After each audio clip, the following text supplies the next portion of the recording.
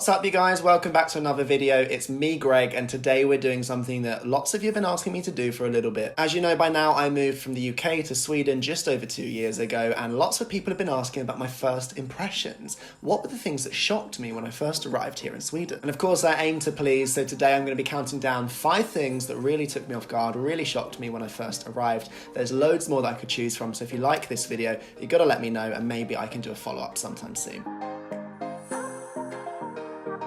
For my first one, guys, it relates to my experience of working here in Sweden, and I must admit I probably noticed this within the first 48 hours of working in a Swedish office, and it's the difference between work-life balance here and in the UK. Yes, when I first arrived here in Sweden and I started working in an office, one thing that surprised me straight away is how good the Swedes are when it comes to the end of the working day, of closing their laptop lid and just heading out the door. And don't get me wrong, the large majority of the Swedes that I've met here are super hard working and they achieve a lot under their working day. But if it comes to 4:30 and that's the time that you're supposed to finish, then let me tell you what, you probably will finish that. And I'm sure to all of my Swedish viewers, they're wondering why I'm even mentioning this. It's just obvious, right? It's the end of the day, that's when you're supposed to finish. Why wouldn't you go and spend time with your family? Well, when it comes to work in the UK, it's quite normal that you end up staying late, that you work through your lunch breaks. The amount of lunch breaks I took, for example, sat eating my lunch while I worked, I lost count. It's just not something you do here in Sweden. And maybe I'm coming with a bit of bias here because I did work in London, and maybe it's similar in Stockholm that there's that kind of rush. You've got to do everything. You've got to work super hard and super late. If you're not there till, 6 o'clock in the evening, did you even come today? But I don't know, it just feels like there's a difference here. People really value and respect the importance of family time and the importance of social and personal life. I think it's a great thing. It's just something that shocked me because I remember my first day, I was supposed to finish at 4. It got to 4 o'clock and I was asked why I still had my laptop on. So I closed the lid, headed out the door, went home, and by 4:15, 4:30, my time was mine. And I was like, I'm just not used to this extra hour and a half of the day that I get here. Talking of family, my second big shock was how handy every Swede seems to be. And I know some of you guys down in the comments have also picked up on this on other videos. We're all surprised when we arrive in Sweden that there doesn't seem to be such thing as a handyman. And the reason for that is because everybody seems to be their own little handyman. Yeah, I can't lie to you, the Swedes impress me every day with how much they can achieve with their own hands. It's really impressive, whether it's painting and decorating, hardware, electrical, plumbing, they just know how to do it. And if they don't, they look it up. I'm sure there's lots of people in the UK that work with these things that would go out of business here in Sweden because you just don't ring up for help if you don't have to. So next time my UK viewers are looking for a job done and you're not sure how to work it out, ring the local Swede, because believe me, they probably know how to do it and they've probably done it 12 times themselves. The third thing that shocked me brings me on to what the Swedes are doing when they are not doing the family time and they're not doing their DIY.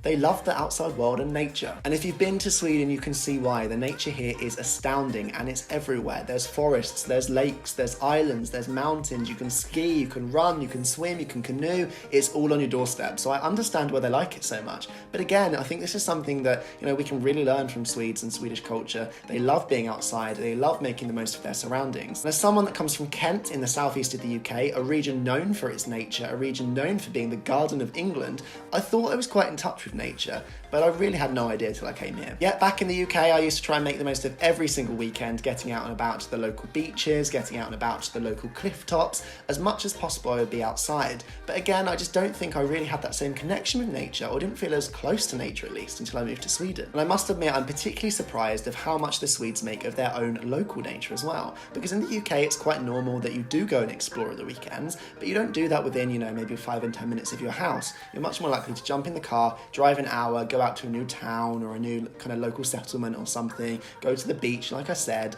Whereas here in Sweden, there's a big push for really making the most of the nature that's kind of in your own backyard. And I'm probably being unfair to the UK now because let's be honest, COVID has changed everything. These days you can't go as far as maybe you wanted to in the past. But when I was living in the UK at least, it was quite normal that the great outdoors meant the great outdoors maybe 30, 40 minutes away. Whereas the Swedes are really good at making the most of their own local area and finding the really exciting things about the nature close by to them, which is something I think we could all learn something from. The fourth thing that shocked me when I first came to Sweden was how obsessed they are with sweets. And I've talked about my thoughts on fika before, so if you haven't seen that video yet, go and check that out. Today, I really want to highlight the lösgodis. For those that don't know, lösgodis is basically pick and mix sweets, and every single town, every single city has hundreds upon hundreds of shops where you could just go in and find walls and walls of sweets.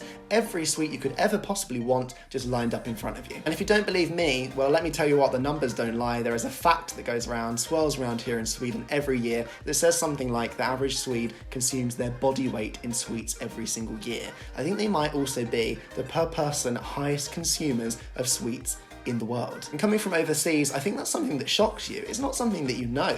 You know the Swedes are good at cakes, you know that they're good at these fika snacks that you've heard of, but I don't think we know a lot about their sweet habits. And anyone who's spent any real time in Sweden will know that Saturday is an important day when it comes to the ritual of sweet eating. Go to any of those shops I mentioned earlier and you will find them swarmed with people buying their sweets for Saturday night. They sit in front of the TV when they get home and they munch through their body weight in sweets. And I've got to level with you, I can see why. I've really become addicted to the sweets here in Sweden. I love the tradition of Saturday sweets. I do not know what I would do without it. I can see why they're so obsessed. And from one type of tradition or ritual to another, my fifth and final big shock when I first arrived in Sweden was that the entire country seems to shut down in July. Yep, did you know here in Sweden the average person gets 5 to 6 weeks of paid holiday or vacation days every single year, and there's a law that says that each Swede is allowed to take 3 consecutive weeks of vacation in the summer. Now let that just sink in for a second. If you want to take some time off in the summer, your employer has to guarantee that you can have 3 weeks back to back if you so wish. Honestly, it gets planned into the year when you're talking about work deliverables and what you can and can't achieve. Everyone just writes off July because nothing is going to get done. And this is really different to how we take our holiday in the UK. Although lots of us get a similar amount of leave, 5 to 6 weeks, it's quite normal that, we'll break it up and we'll take 4 days here, a long weekend there, a longer extension over Christmas. But it's not that common unless you're a teacher, for example, or you have young kids, that you take a big proportion of that time off during the summer school holidays. But here in Sweden, it doesn't seem to matter whether you've got young children, adult children, or never plan to have any children, you still take 3, 4, 5 weeks off in the summer. And since I talked about how handy the Swedes were earlier, maybe it's not a surprise they need all of this time off in the summer because they've got so many projects that they've been holding off all year, and now is the time to get those done. So there you have it, guys. That's 5 things that shocked me when I first arrived here in Sweden. I would love to know what you guys think in the comments down below. If you're new to Sweden as well, why not tell me if these things shocked you as well, or if you think I missed anything. And if you're not subscribed already, it'd be awesome if you could do that. Turn on that notification bell so you're the first person to know as soon as I put out a new video. I aim for twice a week and I would love to have you along for the journey. But that's it for today. Thanks for checking out another one of my videos and I hope you have a good day, whatever you've got planned. Catch you again soon, guys. Bye-bye.